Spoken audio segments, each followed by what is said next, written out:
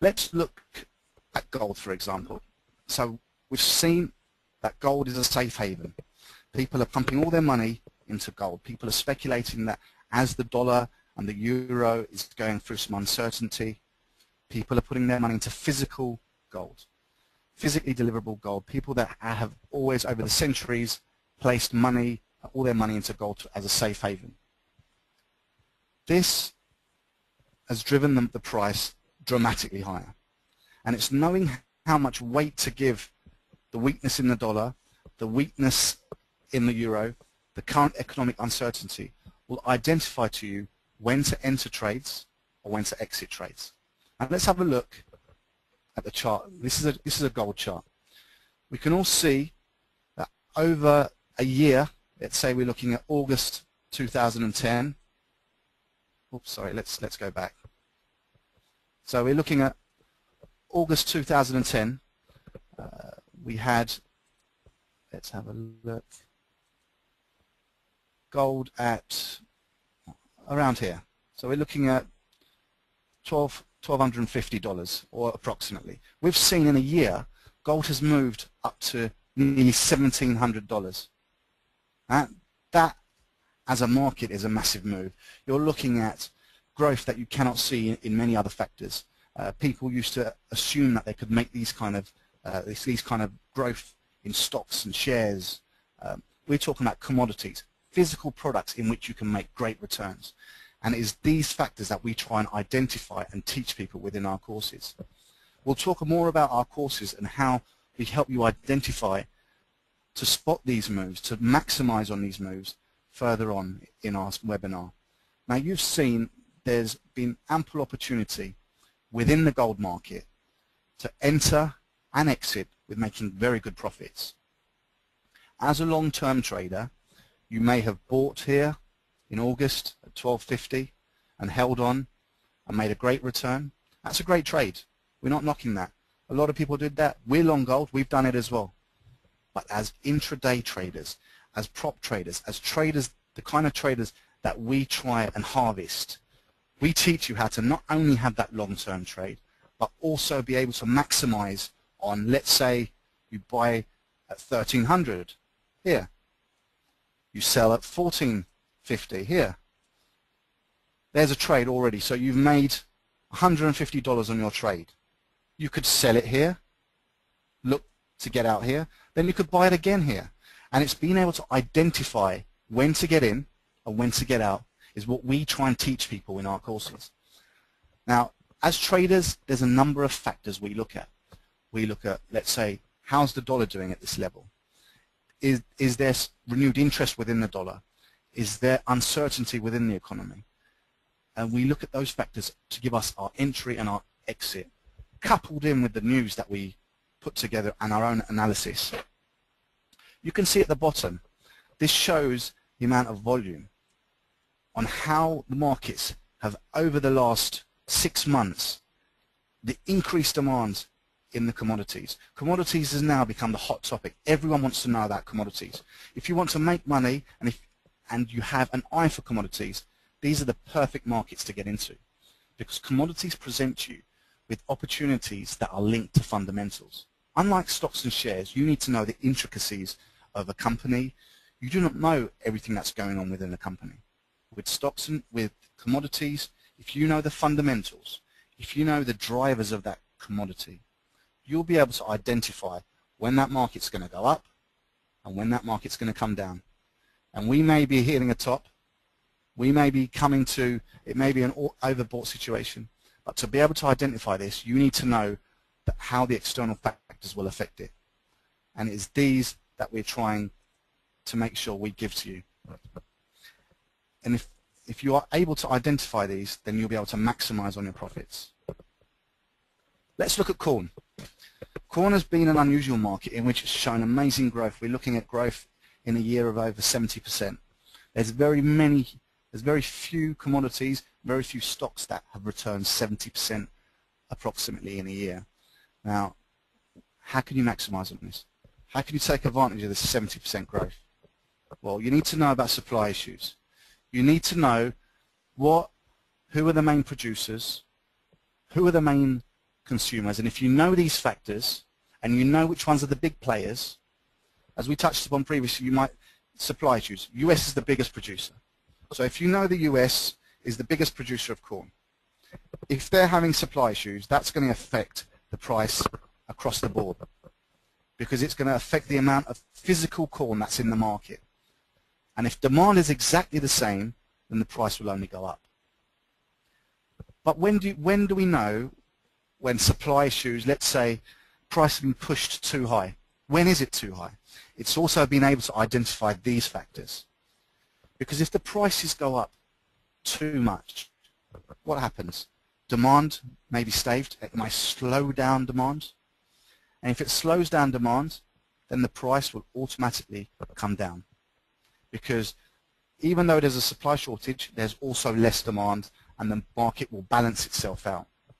But it's knowing when to spot these supply issues and when to spot the demand factors. You need to know who are the big consumers. You need to know who are the big producers. So when you spot that news, when you see that headline, you know when to get into that trade. And is this what we try and teach to the people that go through us? Weather. The US now is going through a very hot summer. This is affecting the crop in a detrimental manner. So we're looking at weather on a half-an-hour basis. Every half an hour we're getting updates. If you're trying to trade the corn commodity, and you don't have this information, or you do not know how to extrapolate this information, you will be behind the curve, because there's people like us out there who are looking on a half-an-hour basis on what's going on in the weather. If we see that the weather is getting too hot, we know that's going to have a negative effect on the crop, which will in turn have a positive effect on prices. These are the factors, the keys that we will show you, we will identify to you. We will tell you how to spot these and when to spot these. So we talked about the weather factors having an impact on harvest. So if you know the effects, you'll know how the harvest will go, you'll know how that will affect the price. A lot of people don't know that there's also a link with oil, with the price of oil being linked to corn. In the US, they blend a certain amount of oil with ethanol. They put ethanol into oil, into the oil that you pump in your petrol, into your car. Ethanol is made from corn. Now, if the price of oil goes up, there'll be more need for ethanol, so the price of corn will go up. So without even realizing, you've seen a relationship there in which you can maximize on two trades. If the price of oil goes up, you know that can have an effect on the price of corn going up. So it's knowing when to apply that relationship, whether it overrides the supply issues, the demand factors, the weather factors, and if it does, then you know, follow the oil. And it's knowing when to do these is when you'll be able to maximize on these profits within these markets, is when you'll be able to maximize on those 70% returns. And it's this what we try and teach you. Let's show you as a graph. So we've got a situation here when we're looking at, let's go back to July 2010. Now, corn was trading, let's see if we can get it here. It was trading around $5. The chart's not exactly showing that. It was trading around $5. We're trading around $7. So around here we're looking at $5. We're up at 7, and we'd hit a high of 7.65, and we're trading around the $7 mark. So we've seen an upward trend in the market. Being able to identify these factors. We had demand factors last year.